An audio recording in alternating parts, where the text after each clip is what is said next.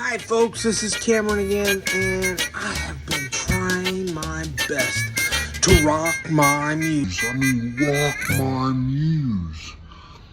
I just haven't got any inspiration, so to heck with it, I'm going to tell you my own story. Hope you enjoy. So stay with me here, guys. Beth, my cohort in interviews, we need stories, has asked that I keep these under 3 or 4 minutes. I'm going to do my best. I'm not a theologian. Trust me, you don't want me bearing into theology, that's for sure. But here's a question. I don't know what Saul was like as a kid. I have no idea what Saul did as a teenager, as a young adult. I just know Saul grew up to be a jerk. I can relate.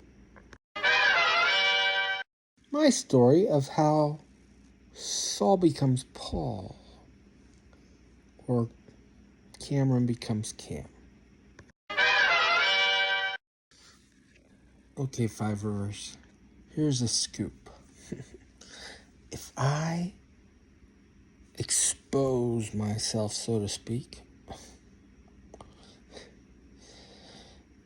and tell you the truth about me and a little story, will you not judge me? Because I'm real nervous about you judging me. I think we've all lost relationships. I think we've all lost churches. I think we've all lost a lot by feeling exposed too early and too much. So there's this dude named Cameron in high school. Did a little wrestling, did a little band, played some drums, had a lot of friends, pretty popular, really. Didn't really know how good of friends he had, how shallow of friends he had. Spent some time in the office. Yeah, he did. He stuffed a kid or two in a locker for stomping on other kids' brand new white shoes. He didn't much care for bullies. Didn't mean he wasn't shallow. Didn't mean he didn't believe in many ethics or morals.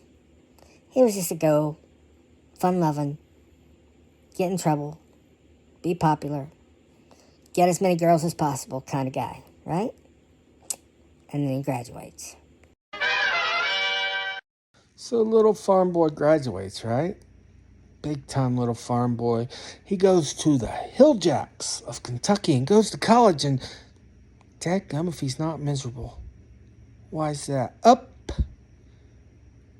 and moves to Los Angeles. Spends his time daily auditioning his butt off, trying to get roles, doing okay, but not making it totally, but does a little Christian theater on the side, but that's not what he really wants. It's at this point that Cameron decides to learn about beer.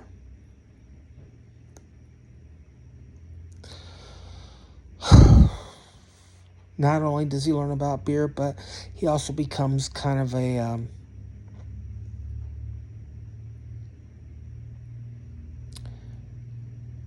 strip club connoisseur. It's at this point I do interject this program, letting you know that the choice to choose the word strip club in a brand new church may be a slight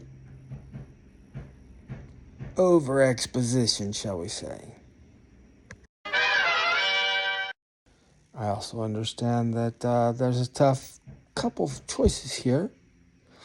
Do you ask your newfound pastor and pastoral family, Mr. Newell and Mr. Wright, to use the term strip club in the first 9 weeks that you know them? Also, there might be a problem with exposing the fact that at 19, I was learning my birds and beads.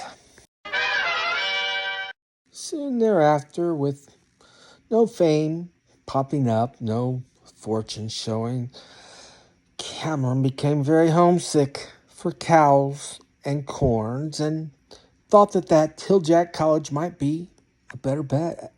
Let's go back. But after a new marriage, some kids or two, a career or two, I don't know if you've had a career or two, but I sure have. Anyway, sorry. After a career or two, of course, I still had some hurts, habits, and hang-ups. A couple of addictions, possibly. Finding recover for those. A divorce behind my back. Blah, blah, blah. Life began to get better for Cameron. He goes to a church or two where he has the opportunity to become pretty creative, and he loves it. He just thinks it's the most awesome thing in the world to do creative design ministry and help. Church splits. Anybody ever been through a church splits? Then he attends a couple churches where, well, people didn't necessarily want to use him, nor did they like him or even get to know him.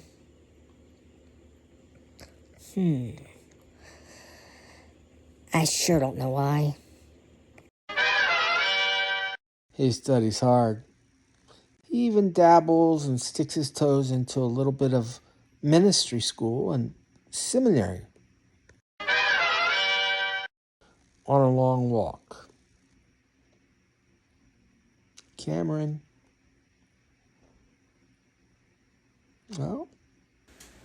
finds conversion and begins walking as closely as possible to the age of 22, 23 with Christ.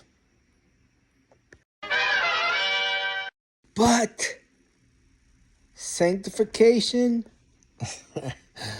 not so much. I still had some beer on my mind.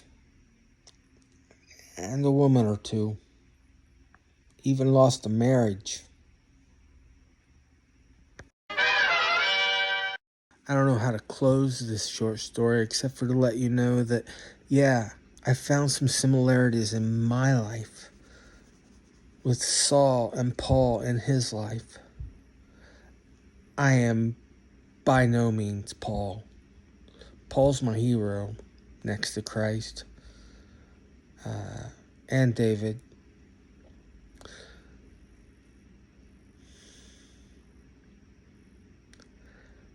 I feel, Beth feels, I'm sure Tracy and Brian feel, that there's some other conversion stories out there that have value. Guys, they don't have to be big. They don't have to be dramatic. They can even be written. They don't have to be on video. But what you guys have to share here at Five Rivers will not only grow Five Rivers, but will lead others to love others like Christ.